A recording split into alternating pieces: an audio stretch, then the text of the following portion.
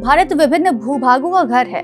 यहाँ हरे भरे वर्षावनों से लेकर शुष्क रेगिस्तानों तक, चट्टानी तटों से लेकर बर्फ से ढकी पहाड़ियों तक, इतनी विविधता किसी को भी रोमांचित कर देगी। इसके अलावा ये भौगोलिक विविधता जीवों की अविश्वसनीय समृद्धि को भी आश्रय देती है। लेसर व्हिसलिंग बतख, जिसे भारतीय व्हिसलिंग बतख या लेसर व्हिसलिंग टील के नाम से भी जाना जाता है, व्हिसलिंग बतख की ये प्रजाति भी इन्हीं में से एक है। यूपी के कुछ तराई क्षेत्रों में धान के खेतों में रहने वाली व्हिसलिंग डक इस समय लुप्त प्राय की श्रेणी में है। इनकी निरंतर घटती संख्या के पीछे कारणों पर बात करें तो रासायनिक कीटनाशक और डिक्लोफेनाक जैसी दवा को मुख्य कारण बताया जाता है, जिनकी वजह से ये यूपी में हजारों की संख्या से सिमटकर महज कुछ एकाध रह गई है। दरअसल कार्बोफ्यूरान या फ्यूराडान ये दो ऐसी दवाएं हैं जो धान के कीड़ों को मारने के लिए इस्तेमाल की जाती हैं। अब क्योंकि ये पक्षी अक्सर धान के खेतों या फिर इनके आसपास रहते हैं और फसल के कीड़ों को भी खाते हैं, इन कीड़ों को खाने के कारण इनकी भी मृत्यु हो जाती है। इतना ही नहीं, ये भी बताया जाता है कि कार्बोफ्यूरान या फ्यूराडान आमतौर पर खुले आम ग्रामीण बाजारों में बिकती है। यहाँ से कुछ लोग इसे इन पक्षियों के शिकार के लिए भी खरीद लेते हैं और इसमें कुछ खाद्य पदार्थ मिलाकर धान के खेत या तालाब के कमल के पत्ते पर रख देते हैं। जब पक्षी इन्हें खाते हैं तो या तो वे बेहोश हो जाते हैं या फिर उनकी मृत्यु हो जाती है।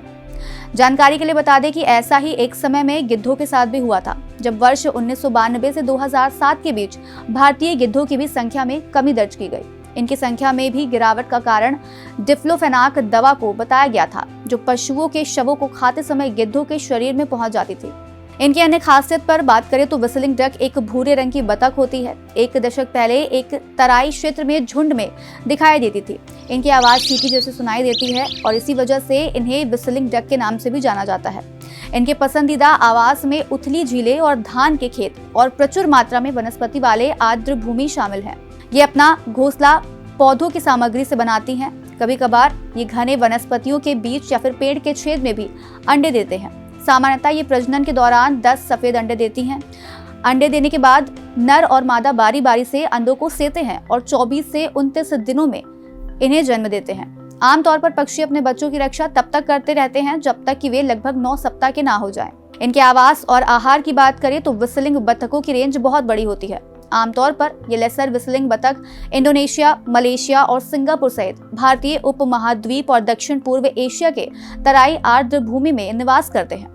क्योंकि व्हिसलिंग बतख असल में एक 12 बतख है जो उत्तर पश्चिम राजस्थान, कश्मीर, हिमालय के ऊंचाई वाले क्षेत्रों एवं पंजाब को छोड़कर देश भर में पाए जाते हैं। ये उत्तर प्रदेश के महोबा जिले में विजय सागर पक्षी अभयारण्य में भी देखने को मिलते हैं। आहार की बात करें तो एक अध्ययन से पता चलता है कि ये प्रजाति मुख्य रूप से रात में ही भोजन करती है और अपना अधिकांश भोजन खोजने के लिए पानी के नीचे गोते भी लगाती है। यानी इनका मुख्य भोजन पानी में आने वाली वनस्पति होती है। ये धान के खेतों में फसल के दाने, घास, बीज व पानी के अंदर जलीय अकशेरुकी जीवों को खाते हैं।